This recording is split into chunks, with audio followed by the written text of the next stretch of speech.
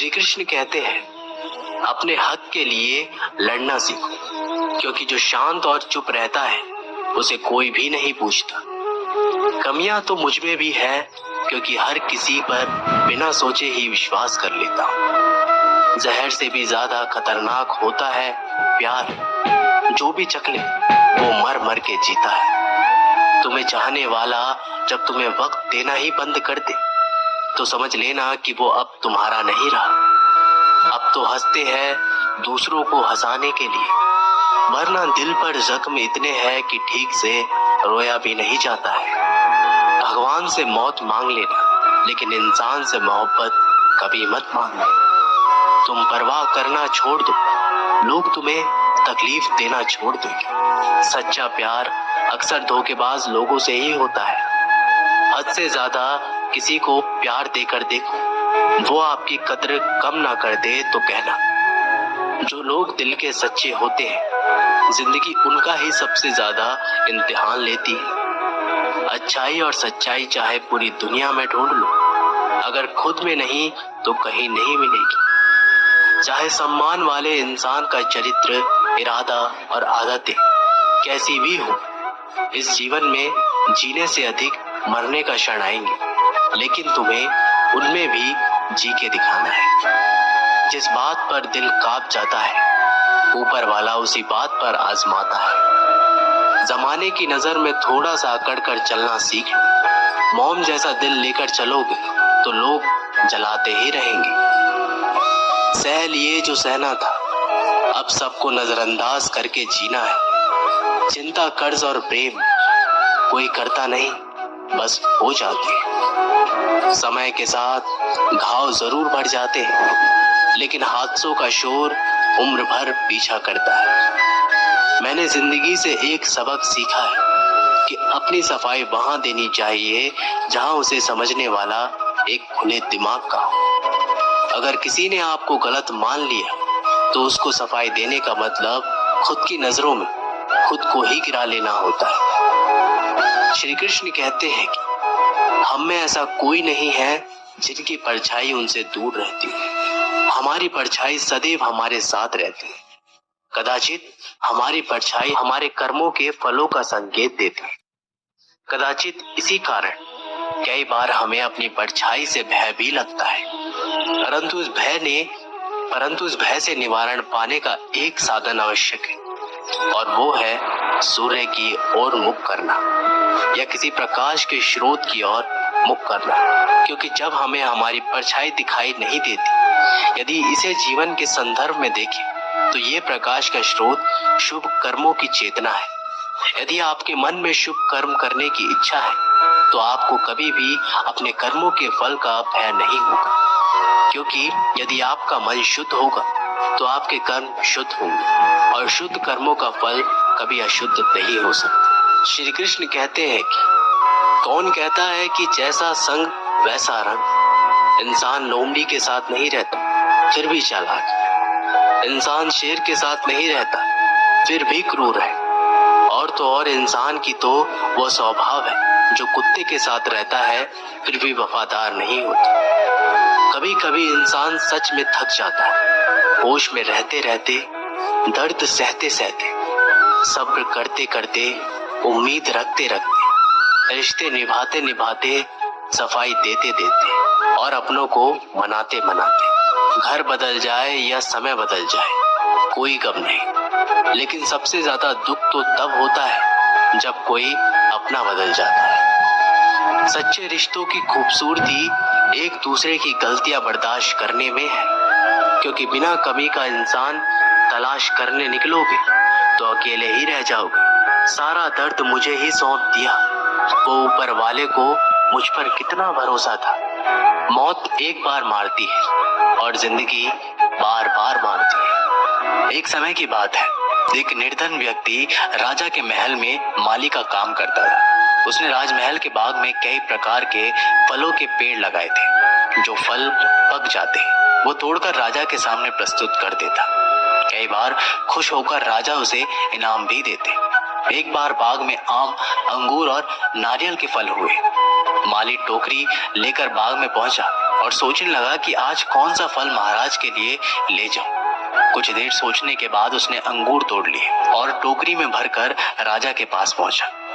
उन दिनों राजा कुछ चिंतित था। उसे गुप्तचर द्वारा सूचना मिली थी कि पड़ोसी राज्य का राजा उस पर आक्रमण की तैयारी में है।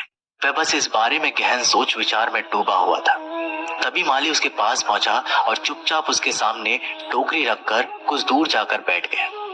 राजा मंथन करते करते टोकरी से अंगूर उठाकर खाने लगा। वह आधा अंगूर खाता और आधा फेंक देता, जो माली के ऊपर गिरता। ऐसे ही अंगूर माली को लगता। वह कहता, भगवान तू बड़ा दयालु है। सोच विचार में डूबे राजा का ध्यान इस ओर था ही नहीं कि वह अंगूर माली के ऊपर फेंक रहा है। एक बार फिर उसने अंगूर माली के ऊपर फेंका और माली ने फिर से कहा, भगवान तू बड़ा दयालु है। इस बार राजा का ध्यान माली की ओर चला गया। उसने आश्चर्य से उसे देखा और पूछा, माली, मैं तुम पर झूठे फल फेंक रहा हूं और तुम कह रहे हो भगवान तू बड़ा दयालु है। इसमें भगवान की कैसी दया? माली ने उत्तर दिया, महाराज, आज बाग में 3 तरह के फल थे, आम, अंगूर और नारियल। मैं सोच रहा था कि आपके लिए कौन सा फल लाऊं। भगवान की दया से मेरी बुद्धि में आया कि आपके लिए अंगूर ले चलूं और मैं अंगूर ले आया। यदि मैं आम या नारियल ले आता तो सोचिए मेरा हाल क्या होता। इसलिए मैं कह रहा हूँ कि भगवान बड़ा दयालु है। राजा माली का उत्तर सोचने लगा कि वह व्यर्थ में चिंतित है। भगवान की दया से उसे समय रहते पड़ोसी राज्य के राजा के पहल से की हुई योजना का पता चल गया। इससे उसे अपने राज्य की रक्षा की तैयारी का पर्याप्त समय मिल गया। उसने भगवान को धन्यवाद दिया और राजा की रक्षा की तैयारी में जुट गया। जब युद्ध हुआ तो उसमें उसकी विजय हुई और उसने अपना राज्य बचा लिया। दोस्तों, इस वीडियो में हमें यही सीख मिलती है कि समय का चक्र ऐसा ही है। कभी अच्छा समय आएगा तो कभी बुरा। अच्छा समय में भगवान को धन्यवाद देना भूल जाते हैं और बुरे समय में शिकायत करने लग जाते हैं, जबकि आवश्यकता है कि अच्छे समय के लिए हम भगवान को धन्यवाद करें और बुरे समय के लिए आभार व्यक्त करें कि हमें हर परिस्थिति का सामना करने के लिए ही वह हमारे सामने वे परिस्थितियां उत्पन्न की है। छोटी छोटी परेशानियों का सामना करके ही हम बड़ी मुसीबतों का सामना करने योग्य बन जाते हैं। इसलिए जीवन में आने वाली छोटी छोटी समस्याओं से घबराएं नहीं। सकारात्मक रहकर समस्या के निवारण के बारे में चिंतन करें, योजना बनाएं और निवारण में जुट जाएं। बुरी परिस्थितियां आपकी दृढ़ता की परीक्षा है। श्री कृष्ण कहते हैं कि एक इंसान को खोकर आगे तो बढ़ा जा सकता है, मगर उसके खालीपन को हजारों लोगों से भी नहीं भरा जा सकता। जो सब्र के साथ इंतजार करना जानते हैं, उनके पास हर चीज किसी न किसी बहाने से पहुंच ही जाता है। जब तक विपरीत परिस्थितियों से लड़ोगे नहीं, तब तक वो तुम्हारे ऊपर हावी होती रहेंगी। सिर्फ वक्त के भरोसे मत बैठे रहना। किस्मत वालों के हाथ खाली रह सकते हैं, लेकिन मेहनत करने वालों के कभी नहीं। दुख तब होता है जब आपको एहसास हो कि जिसे आप सबसे ज्यादा महत्व दे रहे हैं, उनकी नजरों में आपका कोई महत्व ही नहीं है। वो लोग अक्सर बदल जाते हैं जिन्हें हम हद से ज्यादा वक्त और इज्जत देने लग जाते हैं। धोखा साथ चलने वाले ही देते हैं। ये कल भी सच था और आज भी सच है। बात बुरी लगे तो 2 तरह से सोचो। यदि वह इंसान बहुत जरूरी है तो उस बात को भूल जाओ, और अगर बात बहुत जरूरी है तो उस इंसान को भूल जाओ। श्री कृष्ण कहते हैं कि सत्य का स्वीकारण मनुष्य के लिए बहुत ही महत्वपूर्ण है। जब तक मनुष्य सत्य को स्वीकार नहीं करता, उसके असत्य से लड़ने की शक्ति प्राप्त नहीं होती। जब आप भोजन करते हैं तो आपका पेट स्वीकारता है कि वो भर चुका है और भोजन करना बंद कर देता है। जब आपको निद्रा आती है तो क्या होता है? आपका मन स्वीकारता है कि आपका शरीर थक चुका है और उसे विश्राम की आवश्यकता है। उसी प्रकार जब आपको किसी बुरी आदत को रोकना हो तो आपको स्वीकारना पड़ता है कि बहुत हो चुका है। लालच या मदिरापान, उस बुरी आदत को त्यागना तभी प्रारंभ होता है जब ये स्वीकार कर लेते हैं कि आप उस बुरी आदत के बंधक हैं। श्री कृष्ण कहते हैं कि जिंदगी में समस्याएं तो हर दिन नहीं खड़ी होती है और इसमें वही लोग जीतेंगे जिनकी सोच बड़ी है। देर लगती है मगर समझ आ जाता है कौन कैसा है, ये नजर आ जाता है। दिखावा करते हैं कुछ लोग अपनेपन का, लेकिन वक्त आने पर उनका असली चेहरा नजर आ ही जाता है। आप किसी के लिए चाहे कितना कुछ भी कर लो, जिसको धोखा देना है वो धोखा देकर ही रहेगा। छोड़ दी हमने हमेशा के लिए इच्छा करना। जिसे मोहब्बत की कदर ना हो उसे दुआओं में क्या मांगना। जो गिरकर संभल जाता है असल में जिंदगी को समझ जाता है। जब किसी को खोने की नौबत आती है तब उसे पाने की कीमत समझ में आती है। जिंदगी जीने के लिए मिली है, इसे लोग क्या सोचेंगे ये सोचने में कभी बर्बाद मत करना। मंजिल आसान हो जाती है जब कोई अपने मन से कहता है कि तू टेंशन मत, सब ठीक हो जाएगा। हे ईश्वर, मुझे किसी के दिल पर बोझ मत बनने देना। जो मुझसे दूर होना चाहते हैं मुझे उससे पहले ही दूर कर देना। किसी का साथ अगर जिंदगी भर चाहते हो तो उसे ये कभी मत बताना कि तुम उसे कितना चाहते हो। अहंकार भी आवश्यक है जब बात अधिकार, चरित्र और सम्मान की हो। बिना मतलब यहाँ कोई नहीं रोता। दर्द जब गहरा हो आंसू तभी गिरते हैं। श्री कृष्ण एक छोटी सी कहानी के माध्यम से कहते हैं कि एक दिन प्रातः एक व्यापारी अपने घर से निकला। घर से निकलते ही एक बिल्ली ने उस व्यापारी का मार्ग काट दिया। व्यापारी घबरा गया। वो फिर से घर लौट गया और शुभ घड़ी की प्रतीक्षा करने लगा। अब जब वो पुनः अपने घर से निकला तब वो वाहन जा चुका था जिससे राजा तक पहुंचकर उसे भेंट देनी थी। राजा को भेंट नहीं मिली।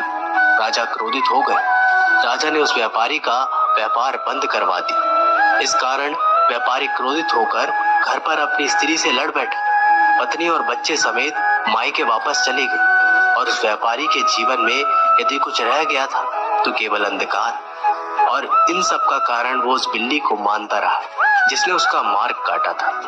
ऐसे ही एक दूसरी व्यापारी राजा को भेंट देने के लिए निकला और उस व्यापारी का मार्ग भी एक बिल्ली ने काट दिया। तो व्यापारी तनिक घबराया, परंतु उसने आगे बढ़ना अधिक उचित समझा। राजा तक वो समय पर पहुंचा। उसने राजा को भेंट दी और राजा प्रसन्न हुआ और राजा ने व्यापारी को अपना व्यापार बढ़ाने की अनुमति दी और स्वर्ण आभूषण दी। जब व्यापारी घर पर पहुंचा तो पत्नी को आभूषण और अपने बच्चों को देने के लिए वस्त्र थे। उसके पास हर और प्रसन्नता थी। दोनों के साथ एक ही प्रकार की घटना हुई, परंतु दोनों की प्रतिक्रिया भिन्न थी। ऐसा ही हमारे जीवन भी है। हमारे जीवन में प्रारब्ध का अपना स्थान है, परंतु उससे कई अधिक महत्वपूर्ण हमारी प्रतिक्रिया, हमारे सोच का प्रभाव है, क्योंकि यही हमारे जीवन को आकार देते हैं। इसलिए अपनी सोच को सकारात्मक रखिए, अपना जीवन सदैव आनंदमय रहेगा। लोग कहते हैं कि जिंदगी में आप अकेले कभी खुश नहीं रह सकते, पर मुझे लगता है कि जिंदगी में अकेलापन ही हमें जिंदगी जीने का सही मतलब सिखाता है। जिंदगी से कभी निराश मत होना। आप नहीं जानते कि आने वाला कल आपके लिए क्या लेकर आने वाला है।